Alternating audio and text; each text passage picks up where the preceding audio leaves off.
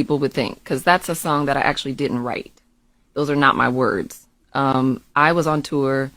Polo wanted me to do a remix to Turning Me On. Mm-hmm.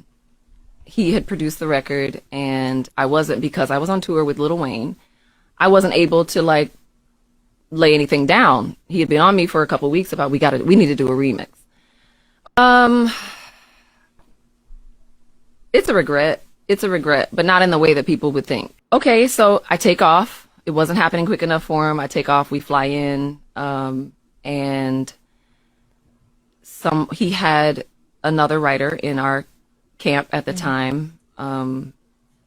He had her write this, so he played it for me like this is the remix, because I'm thinking I'm coming in to go write a remix to Turning Me On. Like the whole time I had been writing concepts, like, but I come into the studio and he plays me this verse, and I'm like, automatically I'm like, I'm not saying that.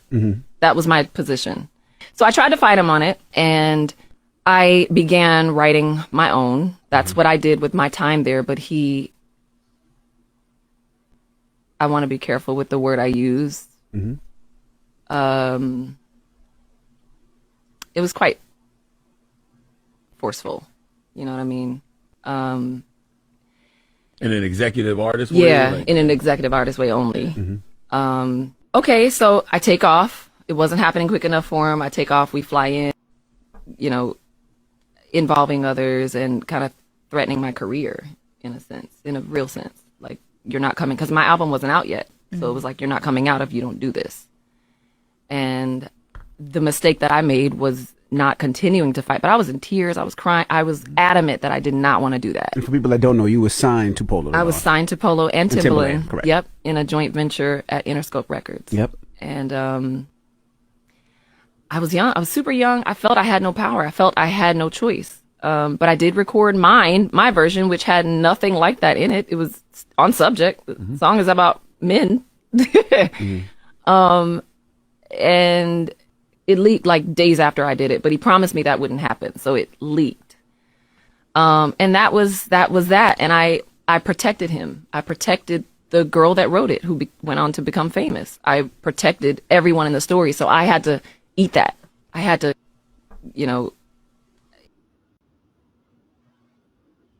So that was her video from the Breakfast Club this morning. Now go ahead and play the video that I sent you. This was from 20 years ago, and if you hear her talk from 20 years ago, it's a very different how she talked about it from 20 years ago till now. And we'll after that we'll chop it up after the second video.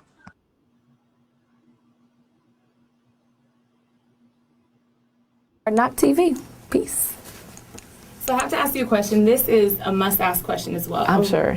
Rumor popping. Right. You already know what I'm going to ask. Well, I don't know. It's one of 3 rumors that are circulating around my name, but go ahead. Okay. Well, I'm going to ask you about that too. Okay. But there's a rumor going on that Polo the Don talked you into the studio, leaked a record that's considered a diss song for Beyonce and Ciara. Is that true? It's considered that. Yes, Polo had this idea. No, he did not leak it. It's not the version Polo wanted out. Okay. Especially the version with him talking all over it. It sounds like he's instigating something and giving more meaning into the lyrics than were initially intended. But no, he didn't force me to do anything. I mean, it was a suggestion, and I told him, okay, I'll try it.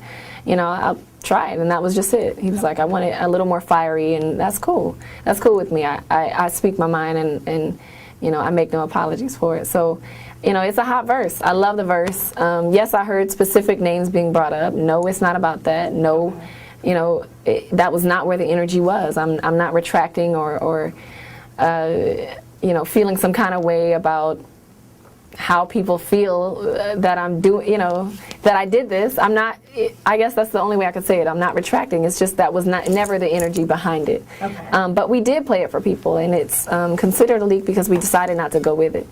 And I can prove that because it's like when you do a remix to a song, you kind of want it to be for the remix to come out while the song is really hot still. And the song is hot right now, but it's not number one.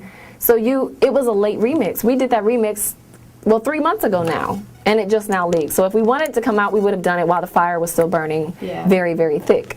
And so, it's been very hard to keep Keri Hilson records under wraps, and we decided to do that because people when we played it for people, people said, look, it sounds like you're going at this person and that person. And when the moment names started being thrown around, we were like, oh, okay, we get it. That's not, it's not what we wanted to accomplish with this record. I did want to address the haters and the hatred that I've had pretty much my whole entire career. Right. In music, yes, there have been so many people that have tried to turn me off, and I said, you know what? I want to take that meaning of the song, and just let people know you're not going to turn me off. I'm gonna stay turning it on, like I say in the song.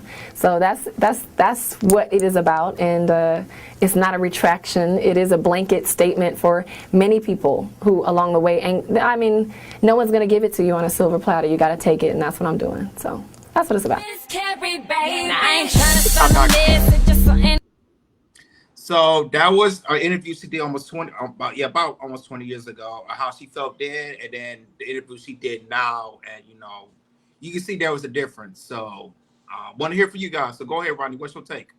Now, when it comes to the aspect of Keri Hilson, people already know her for being a wonderful songwriter, and it's just incredible how she doesn't age. She looked the same way she did 10 years ago. Yeah. It is amazing. Boy, black don't crack at all. You can even see that. She's still a gorgeous woman, but at the same time, people do stuff to get themselves known, to get themselves popping in the aspect of the music algorithm. Remember, at the time, people only knew Keri Hilson just for being a songwriter. So, what is the best controversy you could do? Who was the hottest female, or still the hottest female in this decade? Beyoncé. Why not? So, if you ask me, was this planned? Yes, I think it was planned. I think it was planned by the record label, and I also think it was also planned by Polo the Don. Now, of course, now she's older, and she realized, hey, she just want to, she want to chill. She's not really into that music spotlight like she used to anymore. However, she still is doing songwriting, but this is she's just trying to clear up everything so people will know, hey, she was not the one that started it. It was pretty much people that was behind her, which kind of makes sense because at the end of the day, she was just new and she was popping. Keri Hilson pretty much came out of nowhere, but if you really deep dive into her career, a lot of people knew her for just being a songwriter. But now, at that time, 10, 20 years ago, that when she needed to be in the spotlight, so they used that pretty much diss track to diss Beyonce to get her more visibility. Go ahead, Akeem, your commentary. I've been in music for most of my life, and I know that there's these games record labels, executives play to try to bring up your notoriety. They'll start fake beefs, they'll start fake relationships, and they'll do things to try to sometimes to discredit the other person you're doing.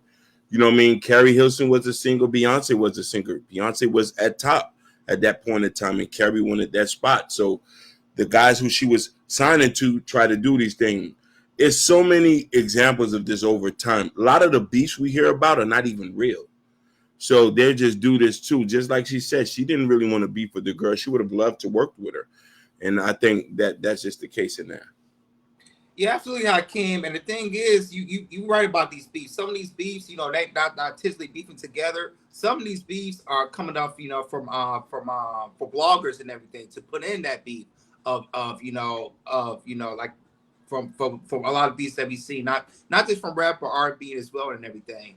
For instance, I remember Bob Wall talk about back in the day in the 2000s that there was apparently Romeo and Bob was beefing at the time. And on Cam Newton's show, on Cam Newton's Fucking Friday, he said, there was never a beef. It was more of the media trying to push up the beef and everything. But, back to the situation with Keri Hilson and Beyonce, at the time that video that we did was 20 years ago, she came out hot, at the time. Keri Hilson, she did came out hot. She did have a couple of good singles, and she wanted the number one spot,